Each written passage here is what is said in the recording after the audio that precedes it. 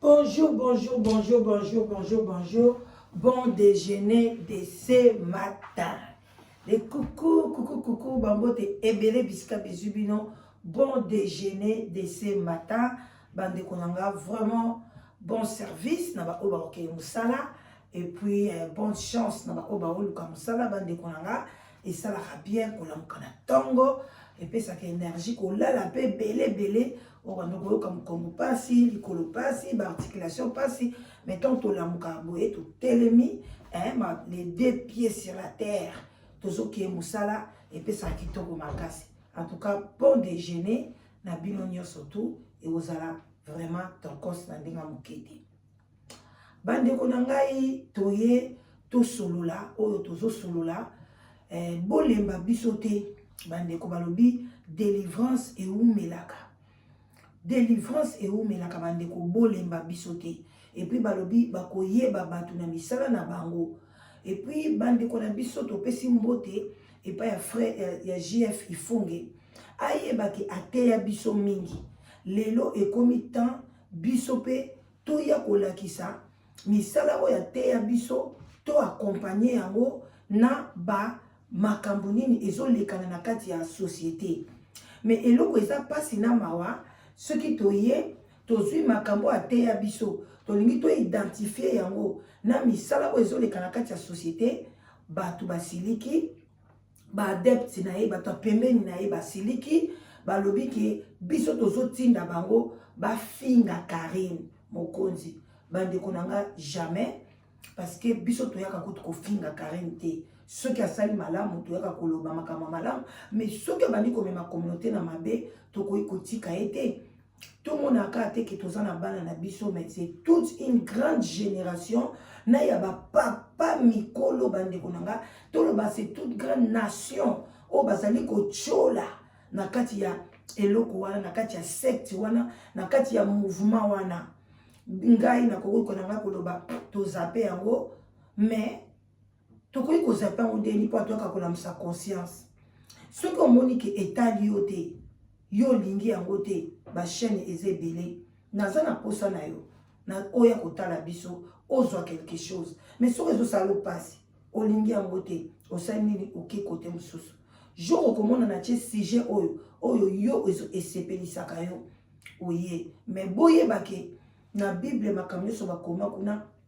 eza makambo eko sepelisa yo te eza makambo eko kobeta yo eza makambo eko caresse yo eza makambo eko kopesa leçon. Donc, balobi, to méditango nuit et jour. Yoko yaka wana te opona ka ba sujet. Yoko yaka awate ba sepelisa kande motema na yo. Wana eza égoïsme. Ba benga kango. Parce que makambo tango yozo mona ngo pana eza tina te, eza tina pa côté mususu. Tango yozo mona $100 eze loko te ozo bwa kango. Ezali mbongo ebele salaire ya mutu. Kutu tango so eleki tango so mutazwa ka $70 bazali. Na kati ya monde entier ba msuba zo ka $50 bazali tant yozo monango eze loko te mutu msa zo monango eloko yango na kama peuple congolais okoya wana obandi ko sa neti ko imposer la danoise na zolo bano na bengi yo bana misato kata makambo ya Karine la danoise na sali yo boye na bengi yo non yo koki ko imposer na te tant nga na sala musala na zo solola ou bien na ba collaborateur ba collaborateur nanga bon ba collaboratrice nanga ozalaka te oza mutu sentir nanga te oza pe Saint Esprit te oyebi ndeni na tambolaka te jamais koyoko ya ko imposer nga eloko ninga na lobela na ko lobela eza na ba chaîne ba lobela ka Karine bota te soki 10 ans chaque jour ba loba ba to pe ba tonda parce que yo mutu moko boko ya o tie commentaire. Bo sepela po na tanga ba commentaire na bino parce que na considérer bino na kopi ko beta na ngo kara na tanga ngo te na ina sala émission na nga otalité o sali mokili na yo mais biso to considérer bino ezalo ko atelelo to bandi ko regretter ba comportement mususu ya frère Jeff Fonge to zo senga te batu ba ye ba lobika ke tala likambo olobini lelo ba ko bimisa biso to zo tinda kwani bozo tinda ya kofinga Karine incompréhension yango monaka biso peuple na biso tozo avancer te na classe tozo akate toza penda donc peuple moko bourri ki bazoba Congo comme le quoi numéro hein, na pauvreté, na désordre, mon boulet bimi, désordre bimi na mboka, tout ça parce que incompréhension et l'équipe sont makasi. Koloba na mutuke, loba, o tsala ki biso, lobela ki biso boy, lobela ki biso boy. Lelo likambo wana salamité. Lelo tozomona mutu yango aza boy. Okoki ko expliquer biso eza phénomène ni. C'est facile pour dire que ah, ce n'est pas son temps. Nan le temps na e azamona na nzambe mais temps na e nan ekokite akobongwama na ye. Alors bino sikoyo bokeba parce que mkola kobongwama bokoyeba te ekozala le msusu briske kabo lobi kuna abwaki mama na ye pa lobi mokolo abongwama e ba mutu ateya ete abande ko azalaki na banganda wana mama Chacha abi azalaki na banganda azalaki na boy mais lobi jour mobo da tongo alamuki mbala moko azwi bible na lobi ye wana bandi kokende koteya teya. Cela veut dire kabanda koyoka dia liloba nzambe mais abande kosalela ngo te mais ezaka ovanda na mutu na ye mais jour amonaki ke ah tanange koki asumba to na banda kozala na bar batikala na bar. Ozo comprendre bato banda osala pa na ye batikala kako bagenda pe koluka misala musuna banganda mususu mais maman wana telema asala nini akena eti. Alors c'est ça ozo comprendre ezate ke boso mona compréhension boya kofinga biso boya kolobela biso mabe en tout cas esala ki biso bien te surtout collaborateur na yo ceux qui alimia secrétaire na yo journaliste na yo mona musana na yo frère Jeff Fonge en tout cas botambola pe malamu pour la communauté parce que oyebi ki soki bat bayo kakayo soko tali ba vie na yo sali 12 000 ou sali 15 000 ou sali 30 50 000 cela veut dire que bato ebele bayo kio. Alors sikoyo soki yo ozo lia mbongo ya YouTube mais ozo kote ya bato makambo batuna te yebaki ozo mema pe lisumu na miso ya Nzambe. Nazoki kana likambo ya Jeff Fonge lelo pona na ya kote ya likambo ya elateli. Jeff Fonge abimisa bana na eba yemba alati bango boy donc ngamo na mituna ki ah na parce que idée kutu bon moi tant to saka be mission ba inspiration et yaka devant caméra idée kutu ozo photo bana wana ezate. Jeff Fonge a sala vraiment cause la to obeta toujours na YouTube pe ko bima nango to ko pe ko komata musu chanson GF to koma kaka même so mona baby mais bon mona nenga la tsabana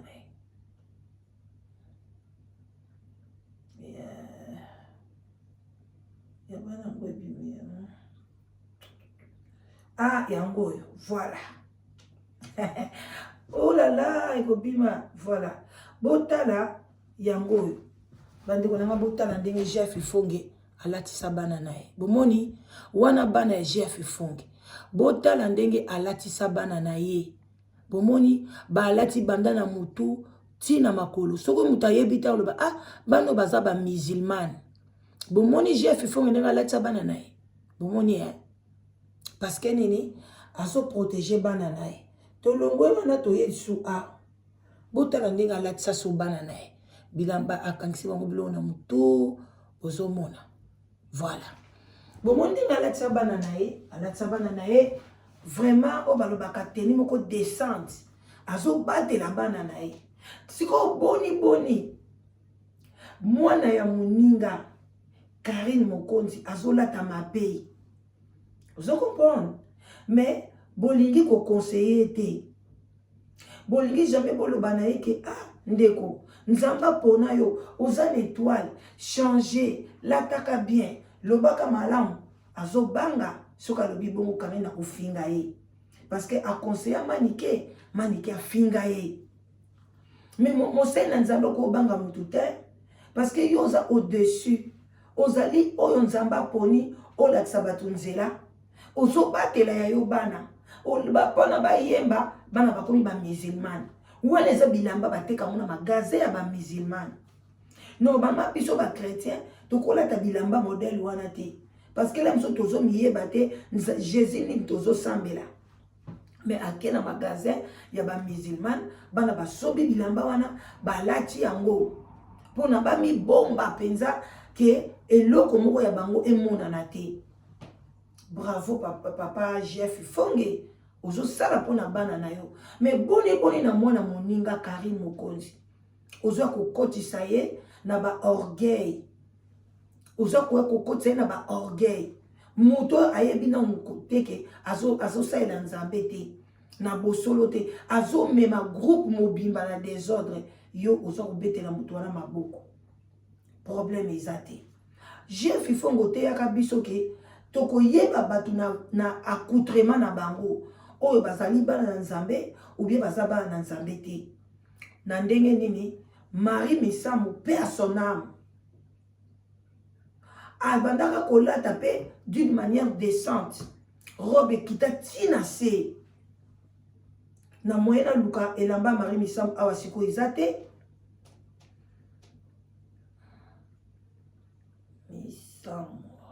parce que le temps me presse beaucoup.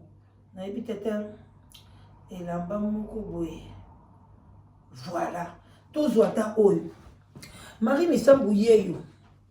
Bande konanga Marie Misambo. Ah yeyo bozomona. Bomonde nga bande kolata ba robe na milai. Bota la pembeni na ye acha fleur. Ache suki na ye ebele ache fleur. J'espère que bomoni yango. Yango wana. Jeff Ifonga ya kote ya biso na elateli ya Marie Misambo. Alors bibi lamba Marie Misambo banda kolata ndenge ko banda ko mona ezokita tina sekuna na se wana ezalaki que ya sirène. Ezalaki que ya sirène. Et puis ndenge bandaki ko sia so ati suki na ye boye ezalaki pe biloko ya sirène. Ai Jeff Ifonga ye alakisi biso ba photo. Toza tongo me na bongise bino makambo ebele. Alakisi biso ba photo bandeko na ngai atinda kiango yo bunga te Chef Ifonga ye kolakisa biso ba photo ba jaro botal Chef Ifonga alakisi biso ba photo o na émission abi botala mami wata bomoni mami wata oyo bomoni ndenga atie suki na ye o musu alakisa biso na ba fleur aw nani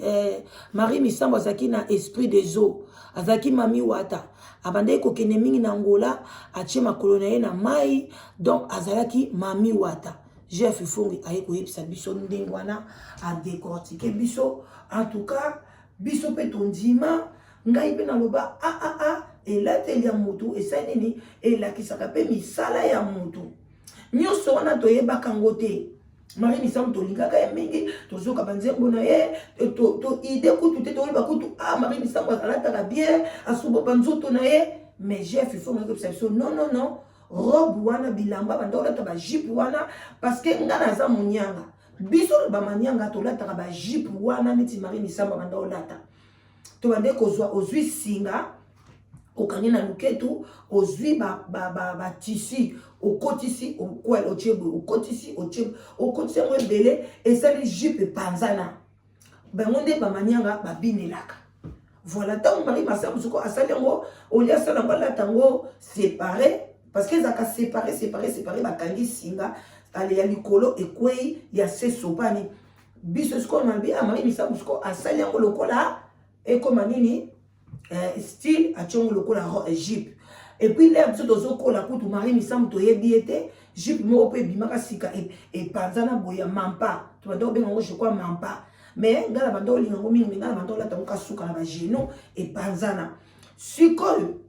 ya eko biso te ezali que ya sirène lelo yo tolali tolamuki Karine alati lokola ba déesse ba Dieu ya soleil. Comment yo mona na nzambe? Yo zana molimo na nzambe na kati na weza ko bunda. Okende kokui koma omilatisa nzambe ya soleil. Même nzambe wana ya soleil ye wana pe abima na film ya Kirikou. Oya bande ko sala batu mabe, soko lekani zambe ziki, soko gangi batu babangi. Donc nyonso oyo bokende kotala film ya Kirikou. Karaba abandai kosala yango eleka dans la Chine okoleka pa Karine okokauka soka zo ganga bozo banga lelo Jeff Ifonga akoloba na biso ni donc Jeff Ifonga opona kabatu oyo yo okoya ko publier koya ko sambwisa batu mususu baza mabeme yo koya koloba na bango ka bolamu ezali pasi na bino basali na nzambe ya Congo. Botambola na injustice te. Botambola na bosolo parce que bozo mema peuple wapi. Na déception o bozo pesa biso. Lelo Karine tozo kende akomi na suka yeyo. Karine yeyo na zemi soki pesi kotonga kangaka muka azalaka na zemi toujours libumwa kovimba. Soki pe akomi na zemi mususu soki pe ezaki tango kangaki kaka na zemi ya maniata.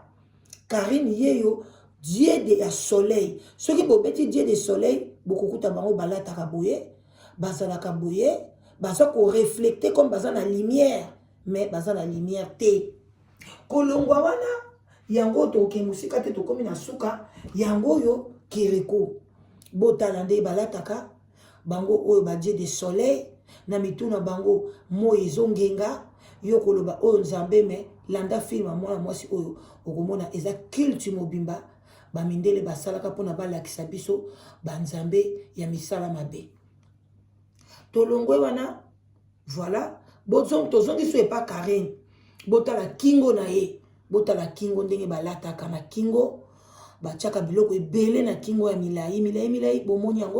yango yo pe epa ya Kiriko yango même chaînette Kiriko alati yango Karine alati même chaînette na eloko na kingo yango botala yango bien na bokebi nyonso tu bokino kobeta yango epai na bino botala su Karine botala na kingo na ye na komisi yango munene yango wana alati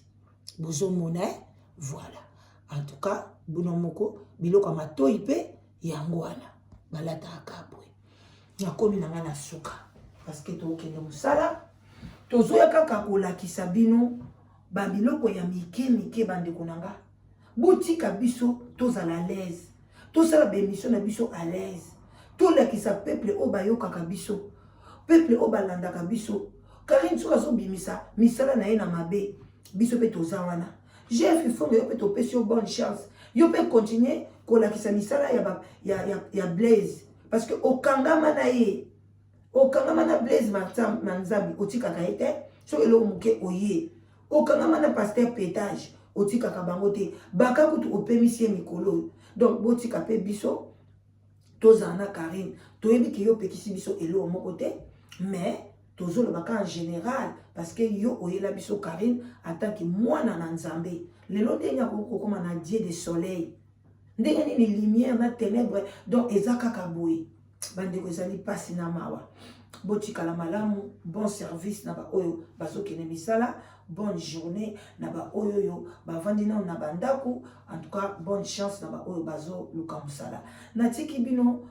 ya koloba ezebele mais tokoya nango kaka ba étape na étape bosabone ebele oyo kila danoise osepeli osabone bosana te ko like vidéo osepeli na vidéo te kitisa na se eza nécessaire ochelo komoko kozala te ni froid ni chaud otalika kobimi non il faut le bana sepeli ochebwe osepeli te omoni ba ozokomona ba biloko mibale sali boye sala yango parce que kozala ni froid ni chaud te ezalaka malamu te pesa position na yopi pesa vérité ngana koya oyebisa bino te kaka bolaike non osepeli te tjana se